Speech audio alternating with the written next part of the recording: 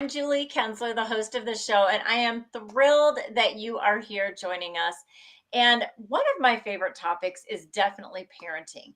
Having four children of my own that have gone through all kinds of different stages, I love anything about parenting. And today, our guest, Jaci Finneman, is an expert. But I love how she also says, I might be an expert on this, but it doesn't mean I'm a perfect parent. And that's one thing I love about Jaci. So I'm going to tell you a little bit about her. Jaci is a parent coach, parenting strategist, author, podcaster, and speaker, among more. With over 50,000 hours of experience, her success with parents and children affected by trauma, breaks, and attachment, she'll explain that, and mental health diagnosis inspired her to broaden her reach and share her 30 years of experience with parents facing behavior issues. Who doesn't, as a parent who does not face behavior issues with their children, and then starting her own business, No Problem Parenting. Jaci is passionate about helping parents become confident leaders for their kids, find happiness in their day-to-day routine, and bringing peace back into their homes. Raise your hand, give an amen if everybody is excited about that. You can hear it in her podcast. You can read it in her books and see the light, the hope, the clarity that she brings to listeners, readers, and her clients. When parents feel confident, their kids' behavior improves. Jaci supports that, and she teaches and supports parents how to be the best leader and advocate for their children. Welcome, Jaci Finneman. Oh, thanks, Julie. This is so fun to be here. I'm so thrilled to have you here. I love talking about parenting stuff. Yeah, me too. Yes, I know. I know I'm in the right field. Yes, you are. I mean, 50,000 hours of coaching.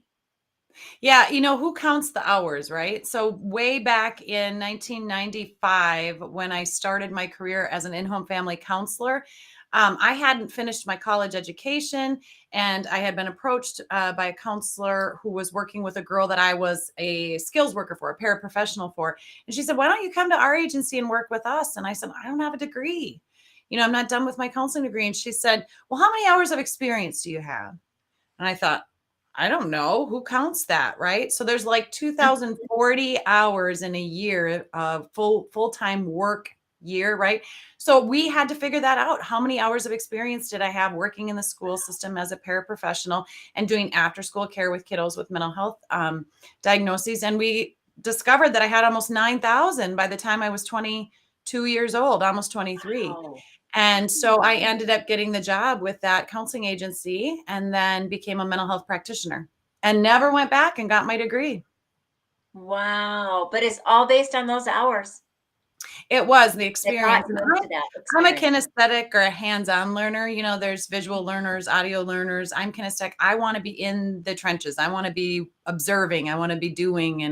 And that's how I learn best. And so I had many, I'm going to be 50 in April. And I had many opportunities to go back and get a degree and become a therapist. And I just really, my heart is in helping parents in the day in, day out, real life struggles in their home outside of the therapy office. Oh, so needed. Well, I know for myself, my husband and I, at one point, we did hire a parenting coach, and she is specifically teenagers. Hmm. And this is a long time ago, and I had not even known of your business, but what a tremendous help I found it was. And it was for, as my intro said about you, it was helping my husband and I to become the best advocates, become the best leader as parents, because we were kind of like, we surrender. We don't know what to do anymore. We need someone to help us. Well, and you just kind of need that person to be able to share a situation, what's going well, what didn't go well, what are you struggling with, and just like kind of almost a mediator between you and your spouse sometimes too, or if you're co-parenting, and be like, what's the best approach for us to handle this? Or can mom handle it one way and dad handle it another, or do we all need to be on the same page? And I typically say parents are struggling with one of three things. You're either being too nice, too mean, or you're trying to solve a problem that you don't have experience in, Hmm. and you're trying to do it alone. And so I commend you and your husband for, at one point just going, hey, these teenage years are rough. We want to make sure we keep connection with our kids and we don't push them away or put Right. walls up. So we're going to reach out and get some support. So good for you. Yes. Well, we did go through some counseling as well, but I really found the counseling did help our son. It was really for one of our four kids that we really were having some struggles with, but that was helpful. But the parenting, the coaching was just kind of gave my husband and I action items, Yeah. what we could do. So let's talk about then the difference between a parent coach and a parent strategist. For me, and I think this can be different depending on who you talk to. Everybody kind of puts their take or their spin on it. For me, I do 90-minute strategy sessions where I'll have the parents on, and most of them are virtual. I don't, in fact, Julie, I almost never meet kids. I almost never meet the children in the home. It's really about me pouring into mom and dad. So the strategy session, we're going to go through the behavior that you want to target or tackle, right? Or the concern. And then we're Right. going to we're going to go backwards from there. I'm going to start at sort of the beginning and we're going to say, when did this start to become a problem, and what kinds of tools and tips and techniques and resources can we pull together to help you solve whatever that problem is that's going on. At No Problem Parenting, we turn problems into no problem. I'm not over here going, oh, no problem. Kids will misbehave, whatever. It's not like that. But in the actual definition of a problem, the word problem, if you look it up, it's a matter or situation that's harmful or unwanted or unwelcome, right? That's needing to be dealt with and overcome. Hmm. And so that's what we do here at No Problem Parenting. And that we can set up a strategy session. You can meet me one time and I can give you enough tools and resources for you to deal with and overcome a specific problem. Or we can do coaching, which is more of a weekly or every other week interaction where I'm going to share some skills and tools. I'm going to pour into you, and then you're going to go practice. And then you're Right. going to come back the next week. And then we're going to talk about, did it work or not? And of I course, like that. You I love have two it when different options. yes, and I love it when it works, of course, right, Julie? Of course. Okay. Also, I'm kind of weird. I also love it when it doesn't work because then we can get to the real root of what's going on and what's underneath there, and I can help you tweak the way that you're communicating and the different strategies that you're using with your kids. Well, sometimes we don't know what is going to work till we try things that don't work. Mhm. I mean, right? Well, and I love how you are all about promoting the solution, not the problem. Let's focus on the solution. So, how do you go about? I know I didn't really mention that we would talk about this, but I am curious. How do you go about once parents have shared their behavior issues of their children? Then, how do you go about finding a solution? Do you give them options, or how do you do that? So I begin with mindset, and that's what No Problem Parenting. I have an online course and it's just 96 minutes total. So sometimes parents are like, I don't want to do a course, or I don't want to be committed to, 8 weeks or 12 weeks. I got too much on my plate. I just want some quick information. So I had noticed over the first 5 years of having Hello World, before I created No Problem Parenting, I noticed some common themes that I was saying in my coaching sessions with families. And so I reviewed hundreds of hours of sessions with families and pulled out those common themes. And the three themes ended up being: seek first to understand. We got to figure out that root of the behavior. 90% of the time, and I just made that stat up, in my experience, 90% of the time, the actual behavior, the wet noodle tantrum on the floor, or the rolling your eyes, slam the bedroom door, stomp out of the room, that's not the problem. There's something going on underneath that we want to get to the root of. So we not only want to seek first to understand why is my child behaving the way they are? We want to figure out, as the parent, why am I responding or reacting to that problem the way that I am? So that's Mhm. step one. And then in step two, I was like, you know what? I'm constantly saying to parents, what is your biggest fear about this problem? What are you afraid of? What are you worried about? Because a lot of times parents will come to me, even at their kids 5 years old, and they're misbehaving, at risk of getting kicked out of daycare or kindergarten. And the parents are thinking they're going to go down this dark hole and, be falling off the deep end as teenagers, and they're going to struggle their whole Right. life. I'm like, let's not go into the future. Let's slow down and say, what can we prepare for if the child misbehaves or struggles in the way that you're afraid of? What, not like what's the worst that could happen, but kind of like, how do we prepare for that when it does happen, so that we can respond to it instead of reacting or overreacting to it, right? We can respond with confidence. And then step three Good. is to change the conversation. I believe that we are giving our kids way too much unconditional praise. And that throws parents for a curveball sometimes, because of course we want to encourage our kids and be positive and supportive, right? But we are giving way too much unconditional praise, so much so that our kids aren't believing it themselves. And then does it really matter? What matters is if they feel it from the inside out. So I teach about conditional positives and conditional praise, which is factual. We start with the facts, something they can go, oh, yeah, I guess I am good at that. Oh, I guess I do look nice when I wear that. Oh, like something that they can believe in. So they believe us. Then Right. you can pour on the unconditional. That Yeah. those are good examples, the last part there. But so that is really the essence of no problem parenting. That is your philosophy and Right. how you approach finding solutions for parents. I love that. That is so great. Well, let's talk about I don't remember which podcast of yours, which by the way, you'll see at the bottom of the screen, friends that are watching, you'll see all the information about Jaci's her website, her book, No Problem Parenting. We'll talk about that in a little bit, but here is her website. It's just so much information there. And her podcast is so fun and they're not long. And she has, how many episodes are you at? 150, 250? No, I think, well, we're about 123. I think Oh, 123 aired today. But yeah, we hit top 3% of podcasts. We're close to 10,000 downloads. And so that's super exciting. I just started, I guess we're coming up on 2 years in April.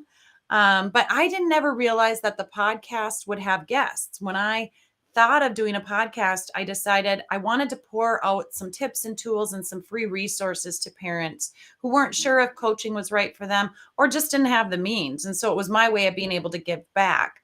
Plus, I'm a talker. So I thought, oh, this will be super easy. Well, a we month into share doing it, right? that. A month into doing the podcast, people were reaching out to me asking to be guests on my show. And I thought, how do you even know I have a show? Like, is anybody listening yet? Um, Fast forward a year and a half, and I have interviewed over 100 guests that have something to do, some service or product or resource that supports parents and kids and families. And I'm absolutely loving that. So yeah, that's called the No Problem Parenting Podcast. Yes, No Problem Parenting podcast. And so I really encourage you, friends that are watching, go listen to some of her podcasts. Whether you have children or not, there's some really great tips. And you probably know people who have children. You were a child. I mean, there's just so many great guests that you have, so many incredible topics. But one thing that you talked about was um, people who, a woman who becomes a parent and she has this newborn, this baby, and people that judge them. Talk about that a Oh, little bit. yeah, I think that was my Mother's Day special that I did last year. Added a little bonus special in there. When our son was born, so we have one child and we have two angel babies. My mom had passed away right before right after I miscarried the first time. She passed away a few months later. And I was kind of at ease and at peace because I thought, well, mom's up in heaven and mom's got the baby. So that's okay, right? And then about a year and a half later, we had Andrew, and he was born extra early. And I had my first child without my mom here, and my mom and I were really close. So that was tricky. That was tough. And then a couple of years later, we miscarried again. And then I said, all right, mom, that's enough. Like, you're getting greedy here, taking Oh, another baby. that sense of But humor is precious. I just remember being in church one day, on Mother's Day, my very first Mother's Day, and my husband intended to be home for it, but he was at opener fishing. That's a big deal in Minnesota. And Oh, he yeah. was gone. Yeah, so he was gone, and I thought, that's okay. I've got this tiny little month and a week, like 5-week-old baby, and I'm going to church. I feel good. I'm, bundled him up, swaddled him up. And I get into church, and like not even 20 minutes in, he became super fussy. And I think the little swaddler I had him in, he wasn't comfortable. He maybe wanted to feed. I don't know. But I just thought, I'm trying to settle him. And I could settle a baby. I mean, I've been around kids since I was babysitting at the age of 9. I could always settle a baby. And here I am with my own, and I'm in church, and I couldn't do it. And I had to leave church. And people were looking at me. And, you've got those empathetic moms that look at you and go, oh, I've been there. But I couldn't believe how many there were that were like, geez, quiet your baby down. Or, those looks that you get, like, we're in church trying to pray. And so anyway, maybe it was me interpreting it, but the looks and the feeling I got in that specific situation. And there were other ones, being in the store, different Right. things. But I thought, Yeah, how when could your kid has a tantrum. yeah, how could people be so judgy? So I ended up leaving church that day. But then I decided, about 9 months into Andrew's life, I thought, I'm not going to worry so much what other people say. I'm going to be super confident in who I am, whether he's misbehaving or he's, having a meltdown. And so I vowed to do that. And one of the parenting programs that I used to teach, I still do, is Becoming a Love and Logic Parent. And I just loved that program. So I used that so much with my son. And I remember him being a 2-year-old throwing a fit in Target because he wanted, they put all those little toys as you're checking out, all the Yes. little trinkets and things. He wanted one of those. And so I just took the toy. I put all my stuff on the conveyor belt. I took his toy and I put his toy at the end. And then as the lady cashier rang up all of my stuff, I said, this little guy here wants this toy. I'm not sure how he's going to pay for it, but he really wants that toy. So maybe he'll do some chores for you, or he'll do. And I paid for my stuff. And then he had to look at, well, of course he was young and little, and he was a little freaked out by that. So he followed me out of the store, and it was no problem. But there were other times when he'd scream and cry, and I'd say, buddy, I don't think they can hear you in aisle 9. You might need to scream louder. Instead of trying to shush my child because I'm embarrassed or I'm upset. Now, I wouldn't do that one in church because I wouldn't want him to scream louder in church, right? Right. We would exit stage left, and I have techniques and things to do for that too. But yeah, it can be really tricky to be a mom of a new or multiples and just feel like you're doing all the things and people are being judgy. When you can step into your own and be confident about, your child's going to misbehave sometimes, they're going to have meltdowns, they're going to be tired or whatever. You can Right. embrace that and be really confident about who you are in that and not worry so much what other people think. I love that. That is so good because it is such a. I remember having my first child and feeling so insecure about if he cried or misbehaved, and he was actually a really great kid. But I myself now, whenever a mom has a crying baby, even toddler, a crying baby or toddler at church, I will always look over to them and I will always say, it is okay. It does not bother us. If it bothers anyone, just ignore them. You take care Yeah. of your baby however you need to, because Mhm. they're not going to be like this forever. Right, exactly. It goes Yes, super fast. Our son is 17, and so I've learned that. It's just like all of a sudden, everybody warns you and tells you that's gonna happen. I know. I know. Oh, goodness, you're going to be 50. And now is he graduating from high school this year? Yes, yep, this is his senior year. Yep. So you're going to be 50 and you're going to be an empty nester. Yes, that's a really good Well, topic to bring up too. There are people that really yeah. struggle with the empty nest, like because especially when you've had multiples. I don't know if it's especially, but when you have multiples, and then there are people that are just waiting for the day that their kids will finally launch and they can kind of get them out the door because they're just done with them. Again, that is very unique to you and your family situation, but your own personal dreams and goals as a mom. Some moms raise their kids to be very reliant on them because they want to keep them close, and other moms raise their kids to be super independent. And then there's some of us that are in the middle. So I know I'm going to grieve when he's actually out of the house. I know there will be some grief about Yeah, that, but more so I'm excited for him right. and his future. Yeah. Yeah. And that's when you can get to a peaceful moment like that. That's a successful moment as a parent. That's Yeah. what we want. And that's what God gave them to us for the Mm. time that we have them in our homes, and to love on them, pray for them, raise them, Yes. and then they go. So I know one thing, I was fine when my youngest went off to college. It was just 2 hours away. But Yeah. then when my daughter moved across the country, it was like I was feeling it a whole different level of grief. Yeah. Yeah. So that's when we decided to start traveling and went on our first trip to Europe. So plan some kind of trip that you guys can go on, you and your husband. Yes, we're going to have to do that and get reconnected. I mean, we started having kids later in life because we wanted to, do all the fun things before we settled down and did that. And then now we're like, wait, what did we used to do again? What did we I find know. fun? So you do have to almost, it's like riding a bike, I'm sure. We'll get to that. Um, Yes. Well, it will be great. And I'm excited for you because I think that 50 is the best ever, and just do a lot of fun things. Yes. Well, okay. So let's talk about the 6 second pause.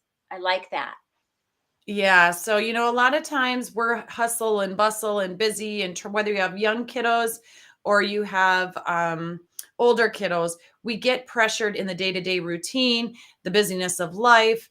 And sometimes that makes us more frustrated when our kids try to slow us down, either by not doing something we ask them to do or just being slower about getting into the car or getting their shoes on or packing up their school bag or whatever it is. So when I always teach parents, before you yell or lose your cool, take 6 seconds to pause. There's research on this. When you put your hand on your heart and your hand on your stomach, number one, you can't help but make yourself take a breath. And like I said, there's research on this, and it helps us to shift from the back part of our brain, that fight, flight, or freeze part of our brain, to the front part of our brain, or our prefrontal cortex, the logic part of our brain. So it calms us. It calms our amygdala. And I point to the middle of our head because the amygdala, it's not really the middle of our head, but the amygdala is the smoke detector in your brain that says, warning, warning, warning, incoming danger. Mhm.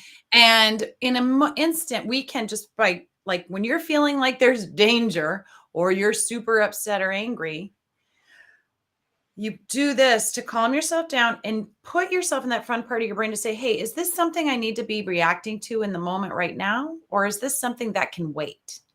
Can I have this conversation later? Do I just need to get everybody in gear? Or do I need to pour on a bunch of idle threats about if they don't hurry up or get in the car, I'm gonna, or they're not gonna, how we do all those things. We start consequencing right in the heat of the moment. And it's like, what do I need you to do? I need you to get in the car. So I start with that 6 second pause to prepare yourself as the parent so you can parent confidently and in calmly. Now, I will say this, I'm going to interject. We can't be calm all the time. Sometimes Mhm. situations warrant us to be not calm. And at No Problem Parenting, it's okay to yell. Sometimes kids, we need to be firm and we need to yell. But it's how much in control of your own body are you when you're doing those things? So we want to make sure that if you're yelling, it's an intentional yelling. It's not an out of control yelling. Does So that make what would sense? be an example? Yeah, what would be an example of that? So when I'm reeling a kid in that is maybe not listening, I'm directing them to do something. Now, even my own son, when I would say it's time to pick up your toys, and he'd throw down on the floor and he wouldn't want to pick up the toys, or he'd ignore me altogether, right? I could get frustrated and start amping up my voice and say, now pick up those toys right now and go over. And I could get all upset and frustrated about it. Mhm. Or I could say, what did I ask you to do? What do I want you to do? And as he's throwing a fit or a tantrum, I can give him permission to do that. And I can say, hey, looks like you need to have a little fit before you pick up the toys. No problem. Let me know when you're ready. Mhm. Right? Sometimes, if there's another kid involved or there's someone and he's being kind of, out of control, or there's a risk of him hurting himself or another kid or whatever, I might actually physically go over and sit him down by me and say, hey, enough, stop, and put my hand up and have him do a sit. I do a thing called a sit in the chair technique with the little ones. Or for the older ones, just to go sit, not a timeout, but just to take a break and sit and get it together. And I might be more firm about that. Right. And Sure. my voice is going to change for that. Once they've done it, though, I don't have to keep being mad or firm. Once they pull it together, I can say, hey, thanks for getting it together. Come on over and clean up your toys. Or thanks for letting me know you're ready. You're calm now. I can tell you're ready Right. to do it. Calm doesn't mean all the tears are gone. Calm doesn't mean they have a smile on their face. They can still be really bucky, you know, but you just don't have to put as much emotion and negative or angry energy into the situation. Does that make And sense? how that can totally deflect something from escalating. Oh, And for and sure. how then we are the ones who are setting that mood. Yes. Incredible as the parent. Absolutely. Absolutely. Yeah. It's okay for our kids to be upset or mad when we're telling them to stop doing something or asking them to do something that they don't want to do. We just don't have to get mad right with it. We can be Right. annoyed, we can be frustrated, but we don't have to pour a bunch of that energy in there. And Great information. yeah, so there's lots of little tweaks and things that we do depending on the age of the kid, depending on the mental health of the child, depending on the developmental stage the child's in. Not everybody develops, as the same as others. So just because you're 3 doesn't mean you're, having these tantrums, or just because you're a teenager doesn't mean you're ready to drive. Our 16-year-old doesn't mean you're ready to drive. It depends on, the kid's personality, their behavior, where they're at emotionally and all of that. So parents shouldn't Exactly. feel bad if they try a technique and it doesn't work. It might Nor need to be. should they feel bad when we mess up. And that's what I love about forgiveness and restarts. And God forgives us when we mess up. We need to forgive ourselves and ask our child to forgive us when we mess up. And And I that is love a really good point. That is a super good point. That's one of my favorite things to teach, actually, Julie. So thanks for mentioning that. I did a podcast episode called I'm Sorry Isn't Enough.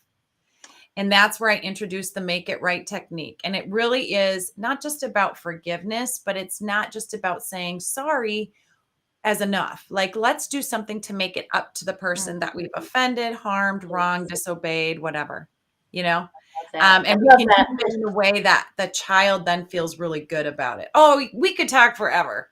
I know. That's great. No, I actually have a folder this thick of all my kids' apology letters because I had them Oh, right. Well, we're about to wrap up, and I really encourage you, friends, to go check out her website, her podcast, and the book. I'm excited to be a part of the next book. But our big idea says for today, have a few dollar bills in your car ready to hand out to those in need. That's a great idea. A few dollars doesn't hurt. Well, Jaci, thank you again for being here, and I'm going to wrap up in prayer.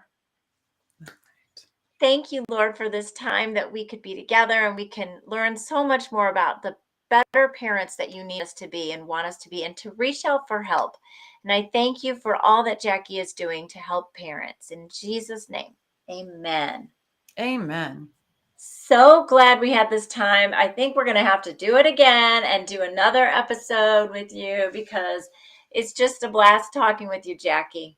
I would love to. And I know you're going to be on my podcast as well. And I just thank you for the Yay! opportunity to be on your show, Julie. Just keep going. You put out such great content. I love it. Thank you. All right. God bless you. Bye, Bye bye. everybody.